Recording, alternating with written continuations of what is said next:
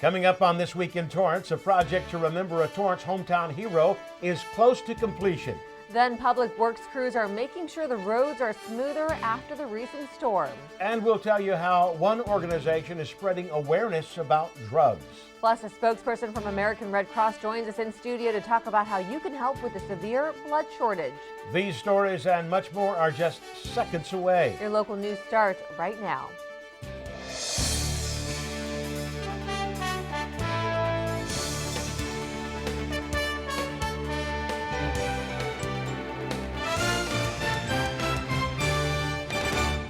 Hello and welcome to This Week in Torrance. I'm Chun. And I'm Ben McCain. Thanks so much for joining us. Here are your top stories. The Torrance Police Department is using a new tool to fight crime. High-tech automatic license plate recognition systems were recently installed throughout the city of Torrance. It's more commonly known as ALPR. It helps police with stolen vehicles coming into the area through license plate data and detection, capturing information from thousands of cars already. The cameras are in fixed locations and can also be mounted on vehicles to analyze license plate characters. Well, the storm may have passed, but now drivers are having to deal with the aftermath.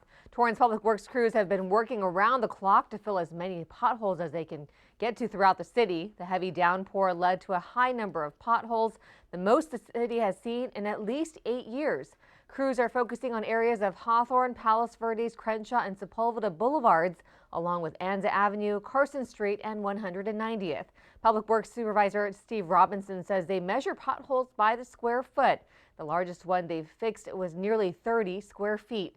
Potholes are most commonly created by water seeping into cracks on the surface of the road, combined with vehicle vibration. Crews fill the holes with temporary asphalt. They plan to continue work until all the potholes are filled. Residents can report potholes by calling the Public Works Department at 310-781-6900. You can also go online to torranceca.gov and fill out a service request form. And with the heavy downpour, many are wondering whether it's helped with California's drought. The latest data from the United States Drought Monitor shows that parts of Southern California remain in extreme or severe drought, while parts of Northern California appear to have improved. So far in Los Angeles, there was more than 8 inches of rain received. Rainfall from the month of January helped refill important reservoirs, and here in Torrance, the Amy, Henrietta, and Entradero sumps also filled up quickly. National Weather Service officials say consistent rainfall is still needed to get the state out of the drought. The City Council honored and remembered Planning Commissioner Jamie Ruth Watson. Watson unexpectedly passed away in her home. She was always dedicated to the city of Torrance and was involved in civic groups and enjoyed traveling the world. Most recently, she was a member of the Planning Commission and was up for reappointment. She served the city for 8 years on the Environmental Commission and also served on the Library Commission for 2 terms. She was always known for being prepared and a person who understood the issues before the commission. Community members will always also remember her for her good humor and her passion for the city of Torrance. On top of this, Watson was part of the League of Women Voters and the Torrance Historical Society, where she was a lifetime member. Watson was the daughter of Stanley Remmelmeyer, the city's first city attorney, who is still remembered for his commitment to the Torrance community. Council members remembered Watson at the recent meeting. I used to tell her she was my idol. She was one of the most fearless women that I knew. She would travel to some of the most far away, out of the way, odd places by herself. She was truly a world traveler and a gentle soul, and she'll sorely be missed. I consider her probably one of the smartest people I've ever met in my life. The most well-read person who knew facts that were just beyond comprehension, but she had it right in her fingertips, right in her cell in her mind, and regurgitated to you just like that. And she was a special lady, and our whole city is going to miss her. You can catch replays of the City Council meeting on Spectrum Cable Channel 3, Frontier Fios Channel 31, or over the air on KNET 25.2. A Torrance hero is getting closer to having his legacy remembered along the 405 freeway. For months, the community has come together to donate money to help fund the installation of a sign in memory to be placed on the 405 freeway to honor Torrance's hometown hero, Louis Zamperini. It was an initiative that was started by former Assemblyman David Hadley to designate a portion of the interstate in Zamperini's memory. Final funds for the sign will be collected in the coming week with plans to install it within the next month. This is just in time for what would have been Zamperini's 100th birthday that lands on January 26th. Still ahead, a local organization spreads awareness about marijuana trends. Plus, Del Amo Fashion Center now has a full array of food options. We'll tell you which eatery was the latest to open.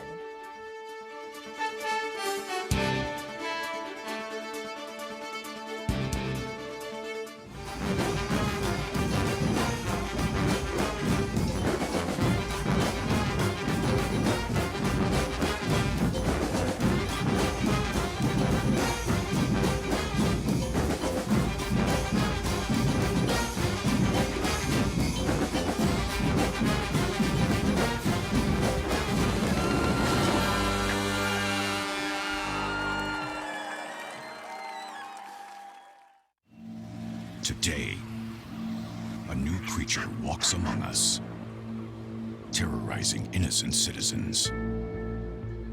Until this threat can be contained, we must all be on the lookout for the dreaded digital deadwalkers. Dude! They're not looking out for you. Engage!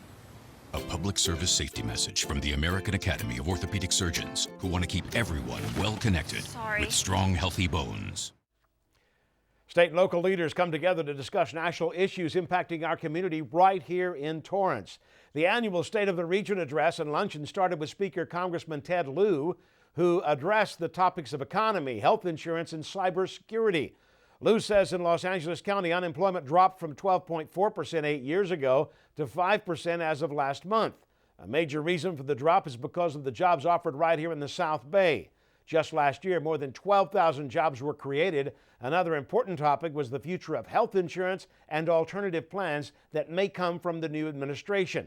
Lastly, he emphasized the importance of computer science being taught across the country at schools. Lieu focused on cybersecurity and how easy it is for people to get hacked by just knowing a cell phone number. He said another concern is the type of Wi-Fi people connect to. We do live in a brave new world where we're subject to hacking. So in terms of cybersecurity, I think we need to make sure that we do more to do best practices in protecting our phones and our computers from being hacked, and just want people to be aware of how easy it is for criminals and foreign governments and others to hack your personal phone and personal computer, as well as your office phone and office computer. Congresswoman Maxine Waters was also a guest speaker. Waters talked passionately about health care. She discussed the need for more affordable housing, providing statistics on home ownership and rental vacancy rates across the South Bay. In Torrance, there is a 1.2 home ownership vacancy rate and 3.1 rental vacancy rate. Nationally, people are spending more than 30% of their income on rent. Torrance had a lower rate of cost burden compared to Palos Verdes and Hawthorne. Waters says Torrance has prioritized the building of senior homes, and the city is on the forefront of change. I'm just very pleased to be here, and I'm very proud that Torrance cares enough to have the elected officials come and share with them what they know about what is going on and what is Washington doing to the area, and what impact is it having on the quality of life for all of the people. Other points also included homelessness and the progress Torrance has made to keep veterans off the street. The Torrance Area Chamber of Commerce hosts this event each year. The luncheon was attended by not only chamber members, which make up a large portion of the business community, but local dignitaries and residents. South Bay parents and students had the chance to learn about trending drugs. Behavioral Health Services, Inc. hosted a packed town hall meeting at Casimir Middle School about marijuana. It's an interactive and educational way for teens and their parents to have open conversations about drugs. The organization provides free services and programs like the one called Drugs Kill Dreams, a voluntary after-school program that spreads awareness about drugs. It's offered at Casimir, Hull, Jefferson, and Madrona Middle Schools. This town hall was called Beyond the Basics: Youth and Marijuana. It shared new forms of the drug and ways they are made. Prevention coordinators also talked about the consequences of using marijuana and the importance of communication. We choose to talk to parents about making sure that they get educated and that they understand what they're going in to talk about first before they actually have the conversation. So whether it's learning more about drugs so that you're more informed, or even learning about healthy ways to communicate with their children so that way the conversation can go as best as possible. Kids see a lot more nowadays than maybe parents really think or know. And so being able to have that open conversation with their kids, children will feel more comfortable in telling them and confiding in them the different issues that they're facing. To learn more, you can go to bhs-inc.org. Behavioral Health Services has 16 locations across Los Angeles County, including the South Bay. It's a pretty impressive sight, but you'll have to see it for yourself to truly appreciate it. The newest exhibit at the Torrance Art Museum is called Pulp Fictions. Art pieces are made out of only cardboard and paper. 13 artists took advantage of the malleable material and transformed it into narratives. The exhibit was curated by Max Presnell. You can stop by the Torrance Art Museum Tuesday through Saturday from 11 a.m. to 5 p.m. The museum is located at 3320 Civic Center Drive. The Katie Geiser Civic Center Library has new addition to its facility. A book drop box is now located outside the front door. This will allow library goers to return items 24/7. Prior to getting the box, if patrons arrived at the library before it opened or after they closed, they would have to drop off books in the back of the building adjacent to the plunge. Now, this addition will also give library officials a chance to convert the space previously used to accept books to a place where donated books can be left. Staff hopes this will improve the ability to serve customers better, protect donated books, and make it more visibly appealing. The Friends of the Torrance Library generously donate funds to make this change happen. An international festival known in the city will be back again for another year. The community is invited to attend the 6th annual Cherry Blossom Festival on March 26th. Torrance puts on this event to celebrate the first signs of spring under the blooming cherry blossom trees. The tradition comes from Japan, where cherry blossoms are a symbol of hope, virtue, and new beginnings. This is scheduled to take place at Columbia Park, where there are more than 110 cherry blossom trees donated by Sokagaki International USA. This year, you can expect entertainment from Polynesian dancers, an Indian music ensemble, taiko drummer, and much more. Members of the Torrance Craftsmen's Guild will exhibit and sell their artwork as well. Be sure to mark your calendars for March 26th from 11 a.m. to 4 p.m. The event is free and will be held on the east side of Columbia Park.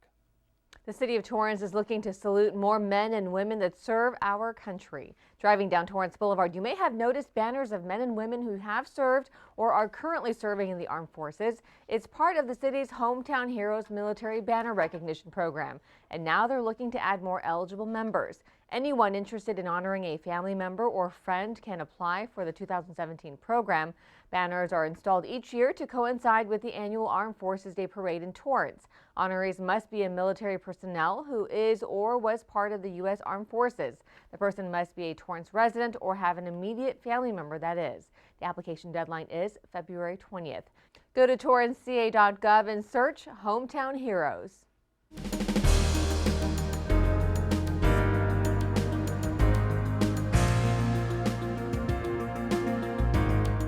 A new American bistro is moving into the space of what used to be a popular Torrance restaurant.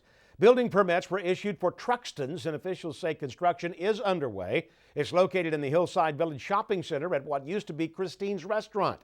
They are looking to remodel the building as well, including a complete new interior with additional floor space and building facade.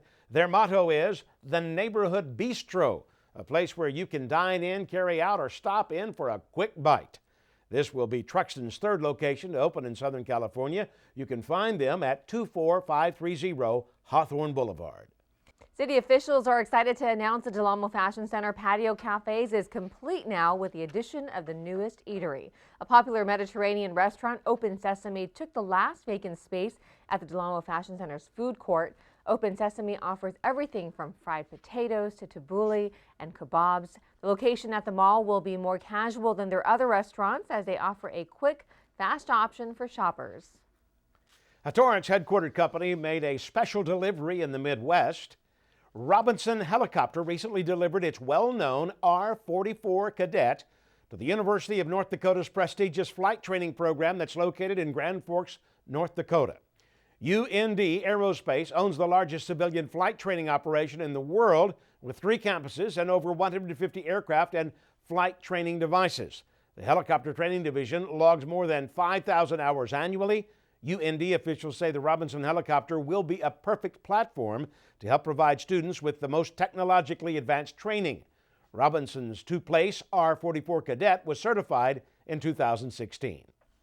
Torrance-based Honda was recognized for not 1 but 4 distinctions recently. 2017 Honda models, including the Accord Hybrid, Fit, HR-V, and Ridgeline, were awarded the 2017 Kelley Blue Book Best Resale Value Awards. This recognizes new cars that are anticipated to best retain their value over the first 5 years of ownership. The Accord Hybrid won in the Hybrid Alternative Energy Car segment, Fit for Best Subcompact Car, HR-V for Best Subcompact SUV Crossover, and the Ridgeline in the top 10 category.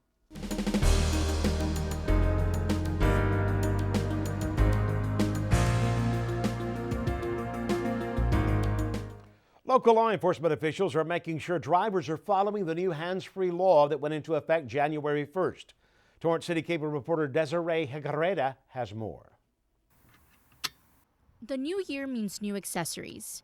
And if you plan to talk on your phone while driving, you'll need one of these to avoid getting ticketed. Well, basically, the previous law was very difficult to enforce. If someone is using their cell phone for navigational purposes versus someone using their cell phone to actually use to talk to somebody, it was very difficult from an officer perspective to see if that person was actually using it legally or illegally. Beginning January 1st, 2017, a new law took effect that restricts drivers from holding a cell phone while driving. Cell phone restriction laws were first passed in 2006, banning drivers from making calls or texting while driving. But the law did not prohibit any other functions. So what does this new law allow? You're allowed to answer your phone by simply swiping and receiving a call or ending a call, or using your mounted device for navigational purposes. Torrance Police Sergeant Ronald Harris says the new law restricts drivers to one single motion of a swipe or tap of the driver's finger. Torrance resident Lynette McKendall thinks the restrictions are unrealistic. I think it's a bit overboard because we do need the maps. The whole purpose of the GPS is to help us get to where we need to go. And in order to utilize it, kind of got to use our phones. The California Office of Traffic Safety reported on their website that cell phone use is the #1 cause of driver distraction, and 80% of motor accidents involve inattentive drivers. And by limiting the use of phone while driving, lawmakers hope to lower this statistic. Torrance resident Alex Brooks hopes these changes will increase safety. So, there's a lot of people on their phone not paying attention. Like I have Snapchat, I see people posting stories while they're driving and everything, so I think it'll be good in general. Make the roads a lot safer. Anyone found violating this law will face a $20 fine for the first offense and $50 for each offense thereafter. Desiree Higareda for Torrance CitiCABLE.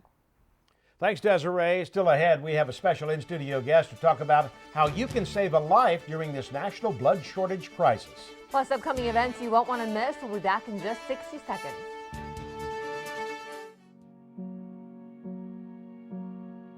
You're going to need me. You're going to need us. All of us.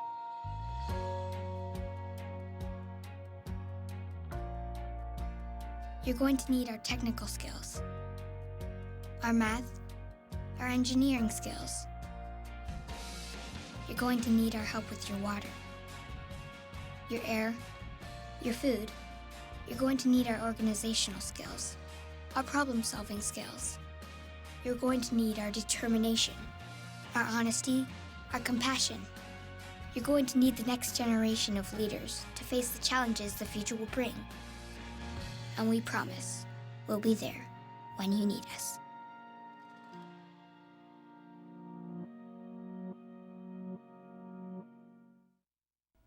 Welcome back, everybody. We have a special guest in studio with us from the American Red Cross, Jerry Hernandez. Jerry, welcome to our program. I understand there's a shortage of blood right now. How can we help?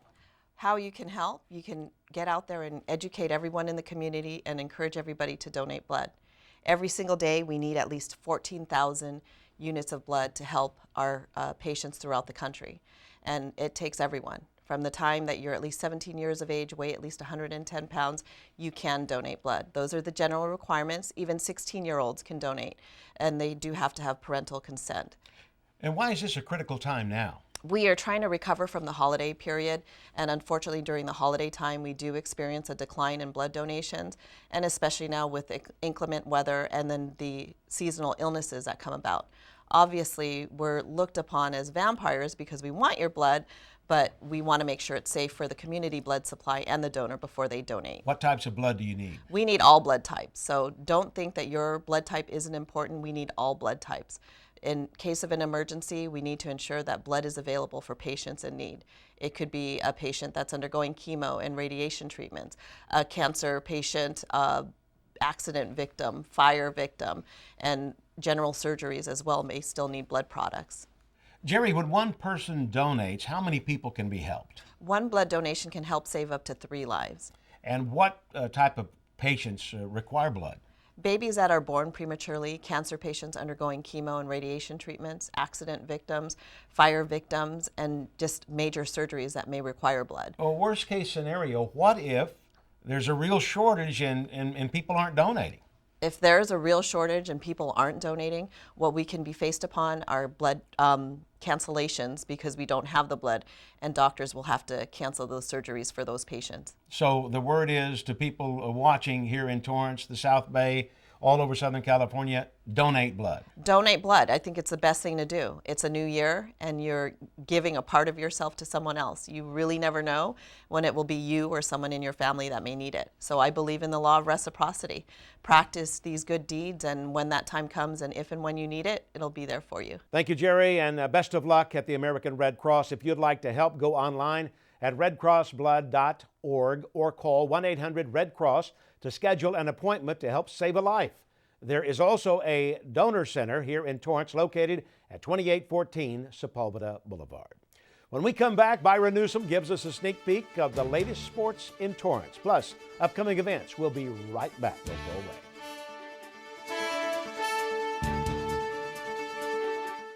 My name is Blake. I received a heart transplant when I was 2 weeks old. I play defense for the Red Hot Tornadoes. Sometimes my heart starts pounding like faster and faster as I go. I know I have someone else's heart inside me. It makes me feel happy because someone was generous enough to give me a second chance to live. This gift of life was made possible by an organ donor. Imagine what you could make possible. Sign up as an organ, eye, and tissue donor. Go to organdonor.gov. I would do anything for my friends. They're like family to me.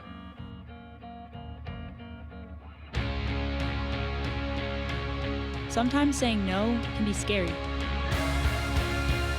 But I'm so glad I was brave enough to say yes to living a drug-free life. This message is brought to you by the U.S. Air Force.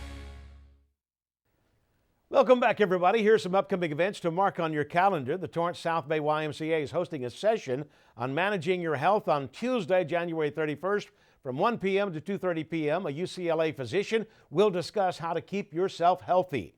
To RSVP, call 1-800-516-5323. Then the Torrance Historical Society and Museum will put on its Valentine's Day theme tea for 2 on February 4th at 2 p.m. It will take place at 1345 Post Avenue. For tickets, call 310-328-5392. And before we go, we have a sneak peek at what's happening on the sports desk. That's right, Byron. What do you have for us? Hey, Jen and Ben. Coming up on the sports desk, the boys soccer team over at South has won 15 games in a row without a loss. But find out why they still had something to prove as they faced off against Centennial. Plus, after winning 16 games in a row and then suffering a heartbreaking loss, can the Bishop Montgomery Knights start another winning streak, or will the loss linger longer than expected? Tune into the sports desk at 4 and 9:30 right here on CitiCABLE. Jen and Ben, back to you. Thanks, Byron. Well, that does it for us on This Week in Torrance. I'm Ben McCain. And I'm Chun. Thanks so much for joining us. We'll see you next time.